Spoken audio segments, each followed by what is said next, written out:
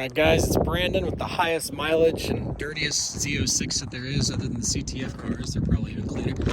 And we're going to go over the top 10, possibly even 12 things that I would love for General Motors to change on the C8 Z06 and base C8s even. This would apply. So let's just jump into it and go quick.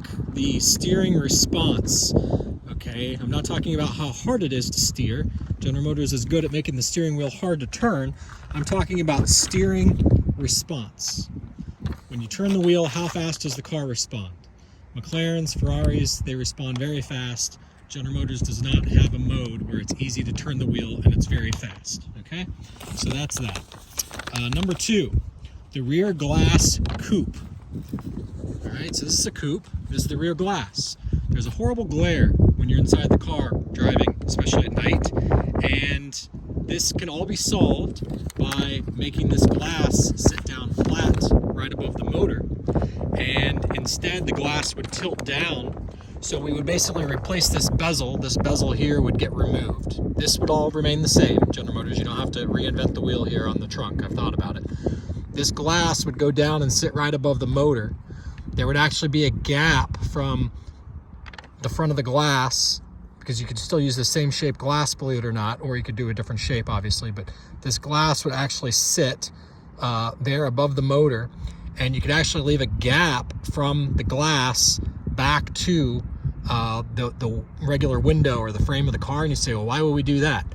Well, you could have like a little bezel where when the water runs down, it catches in the bezel and you have a drain on each side. You could even have 3 drains, but then you just run simple hoses that take the water down next to the engine. That way it's not dripping onto the engine. That way when the water runs down the glass, because the water would run down the glass when the car is parked, it would go down those drains, and that would be that. Now I realize if you leave it out in the snow, things like that, it's not going to be such a good situation when the glass is tilted the wrong way, because the glass will be effectively tilted the wrong way once we remove this bezel. But this whole glass, if it was up to me, it would get moved backwards and be tilted up, so there'd be an air gap there for the heat to escape, which it actually helps out with the aerodynamics of the car. More air is getting sucked out the top of the vehicle instead of having to be forced out the bottom, which is down here is where the air has to come out right now for the most part, in that little pocket right there, and then it eddies its way out and it creates lift on the back end. And we're going to talk more about that in a second, because, well, we'll talk about it right now. Well, actually, but before I get there, the other perk to bringing this down flat is you can have the roll down window like you have on the convertible. And that's a really big deal, because then you wouldn't have the buffeting noise.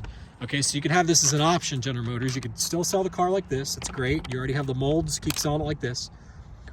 Charge us an extra $4,000, maybe even $5,000. But at $4,000, I think would be fair to have a lowered bezel with bigger vents, because keep in mind, when this glass is down lower, okay, this glass is going to be sitting lower, you have an opportunity to have bigger vents that suck more air out of the engine bay, okay? And then this window here, you can roll it down like the convertible, okay? And then you can actually hear the car, okay? And those bezel vents would come down to the glass back there, so everything would still be effectively sealed. That would actually help us tremendously with the turbo cars, because we want to put a roof scoop, and it would give us a place to put the air-to-air intercoolers, and then the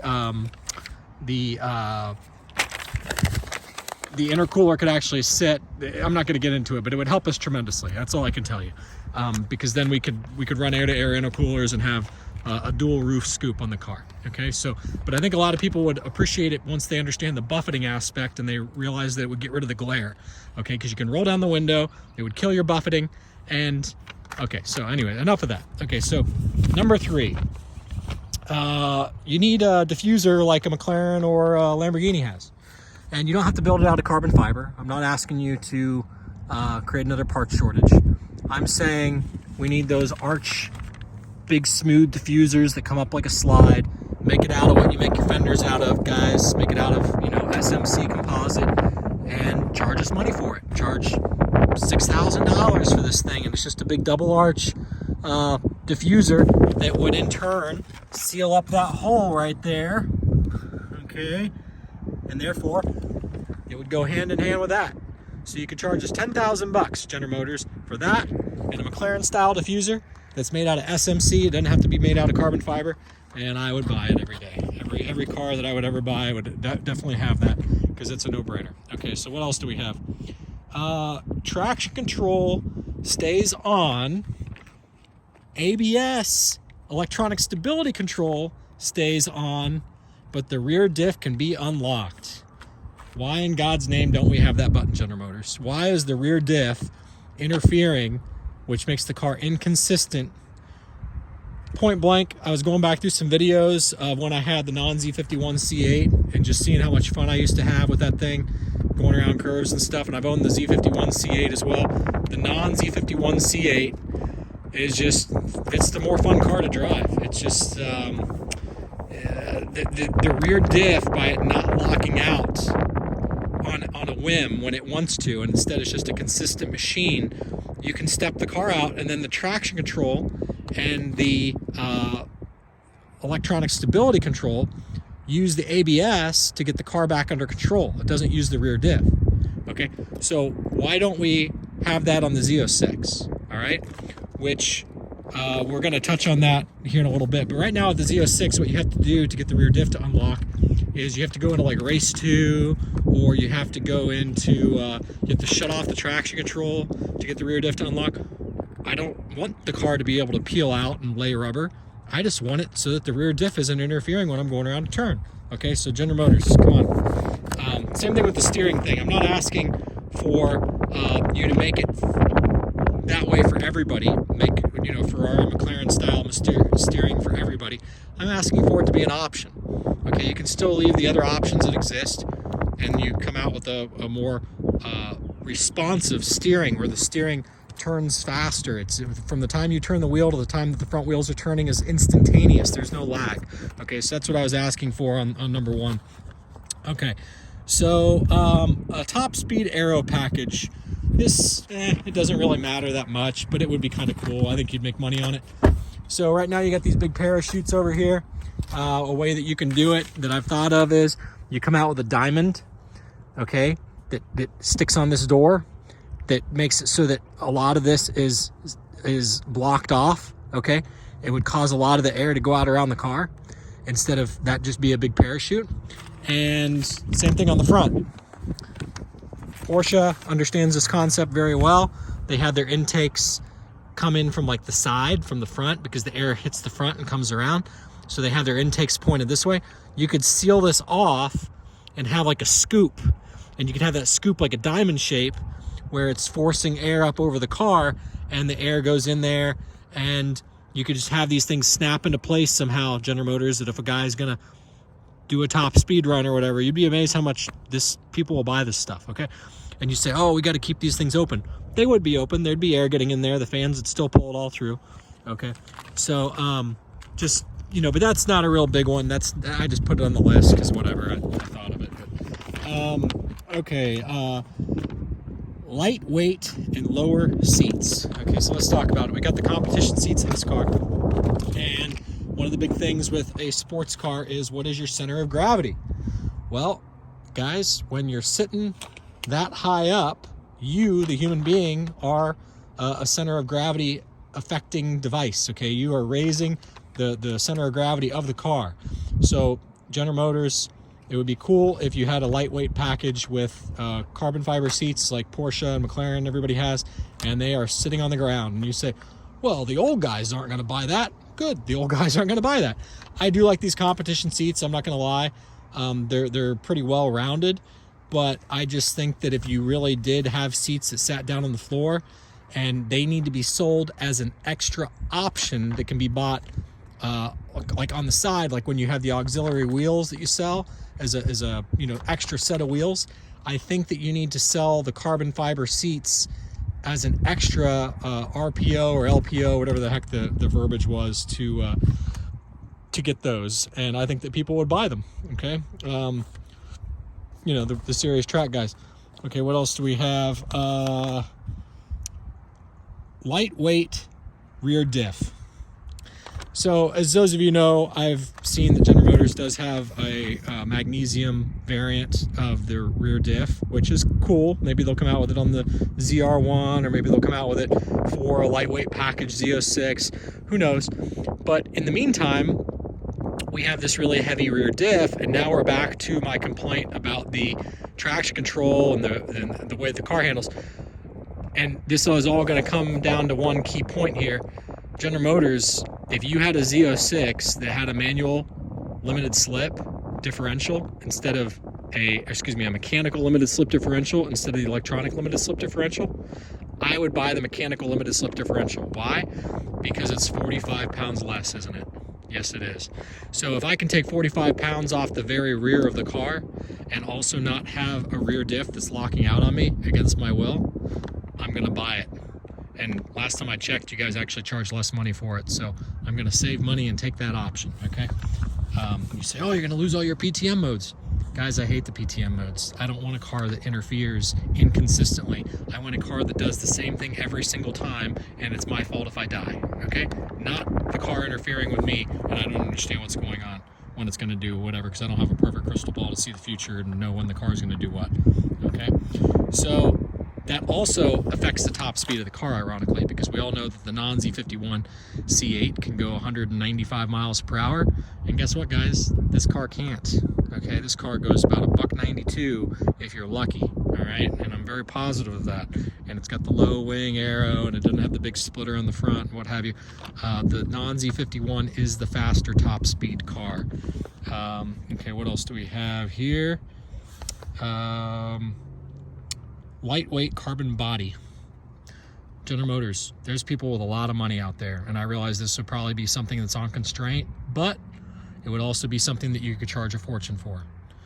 The whole body carbon fiber, okay? Charge $50,000 for the fucking thing. Somebody's gonna pay for it, okay? Every single piece carbon fiber. If the whole thing's exposed carbon fiber, like McLaren and these other companies do, and Porsche and different people, and the Ford GT with the whole carbon fiber body and everything, and you charge an extra 50 grand or 100 grand, whatever it is, somebody's gonna pay for it. Let us have it, okay? Let's see here. Carbon fiber wheels that can come with these brakes. So these are the regular brakes here, all right? And you cannot currently buy the carbon fiber wheels from General Motors with these brakes, and that's a shame. And same thing with the lugs. This is all kind of one encompassing thing, General Motors. You need to have it where we can elect to get the longer lugs so that we can put the carbon fiber wheels in the car, because currently it's quite the chore to retrofit the longer lugs so that we can add the carbon fiber wheels after the fact. And for those of you who think you're clever and you're saying, oh, well, you don't understand, Brandon, you have to have the ceramic brakes to be able to run the carbon wheels, because the steel brakes are going to ruin the carbon wheels with the heat from the lava metal coming off the brakes. When you lock up your brakes on road courses and stuff, it's going to melt the carbon fiber wheel, right? So instead, what I want to point everyone's attention to is the harsh reality that even Speed Phenom has come to grips with now, that he didn't understand when he bought his car, is that when you go to the track a lot, you don't want to run the carbon ceramic brakes because they're very expensive. The average Joe doesn't have the money to be replacing the carbon ceramic brake rotors that spiderweb when you take them to the track. So what does a person like Speed Phenom or anybody else who has the big ceramic brakes do? They get the aftermarket Gyrodisc steel rotors, right? So they have the bigger caliper and they get the bigger rotors and they put the bigger steel rotors on there. Well, now guess what? Your bigger steel rotors, which are even closer to your carbon fiber wheels, are still going to throw molten lava style material at your carbon fiber wheels and ruin them. And at that point, you would actually prefer to have the smaller rotors with the carbon fiber wheels, you see? So the whole argument that, oh, you have to have the ceramic brakes to run the carbon fiber wheels, there's going to be plenty of people who swap from the ceramic brakes back to the larger metal brakes, and they're going to be running the carbon fiber wheels. So it's a moot point, okay? I get it, General Motors, if you say, well, we're not going to warranty the wheels then.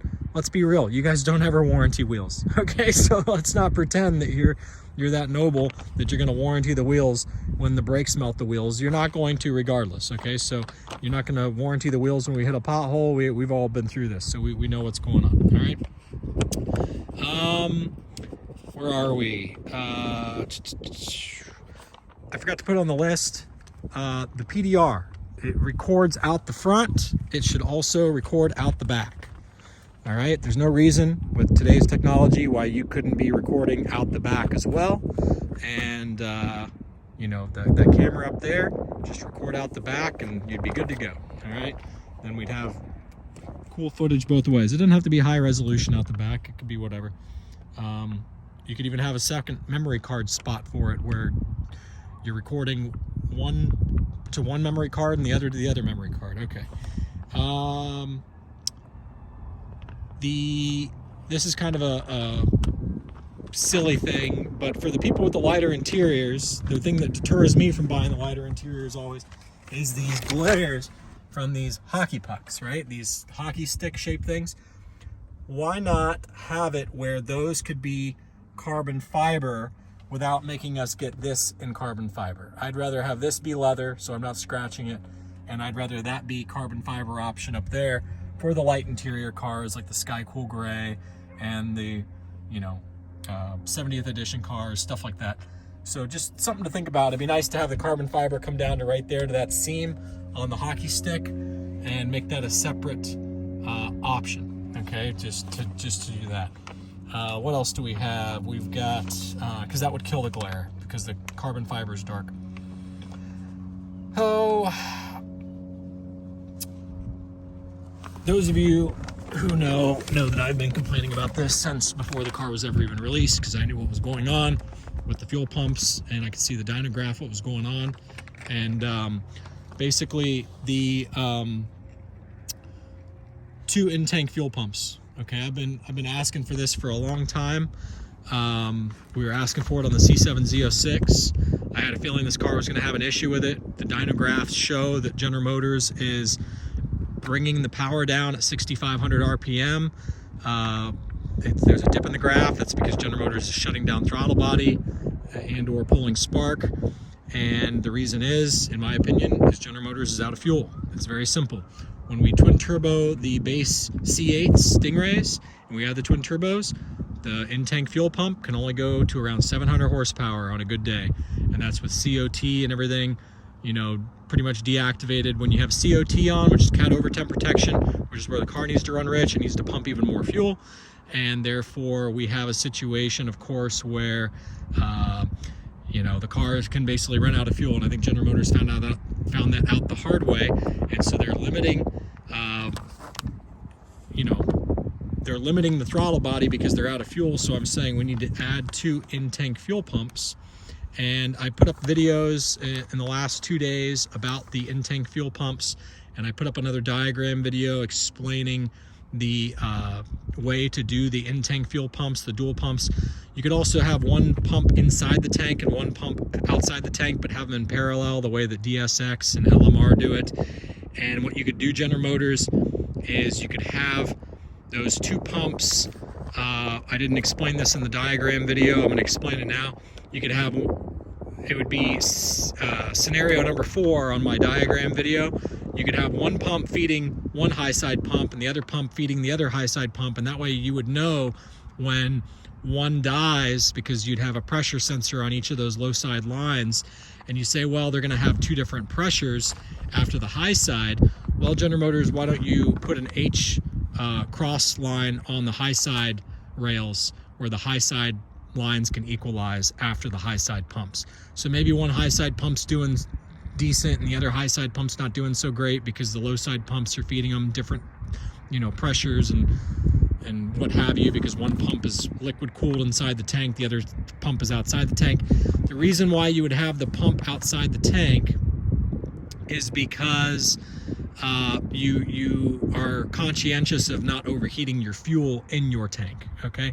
So you don't want to overheat the fuel in the tank, so you would set one pump outside the tank like LMR does and DSX, and we've been doing for a long time.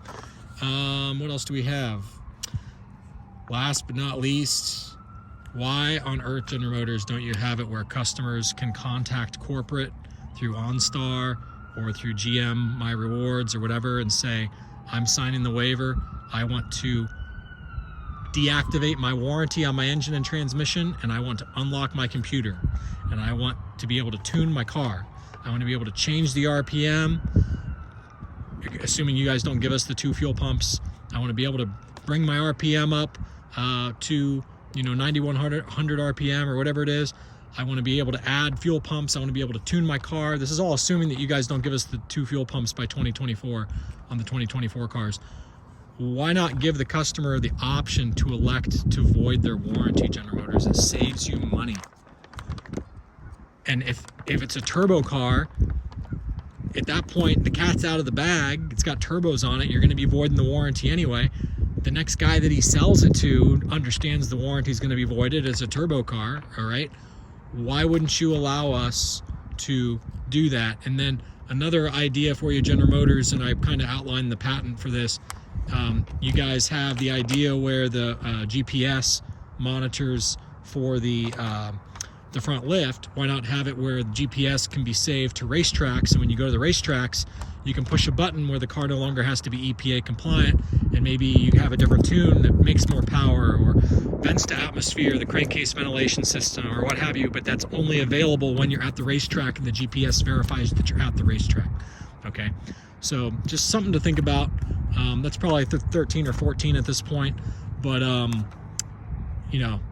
that back glass thing is a big deal. This is something that I'm actually going to really look into, trying to figure out how to fix this, to bring this down and create the drains in the front, because the water will run towards the front because the glass will be tilted the wrong way. And then same thing back here. Maybe there will be, you create drains. It's basically like little funnels that you build into the carbon fiber bezel piece that's going to take the water. And then these things, instead of them being open from the top, instead they're kind of like a sideways downward vent that's like that. So you could actually prevent so much water from going down in here, General Motors. Instead, the water would run down the glass to the front bezel and then go down the drains, if you will, the hoses that take it so it doesn't necessarily hit the engine directly. So anyway, other than that, great car. Genuinely, it really is a great car. Those are the issues. Thanks.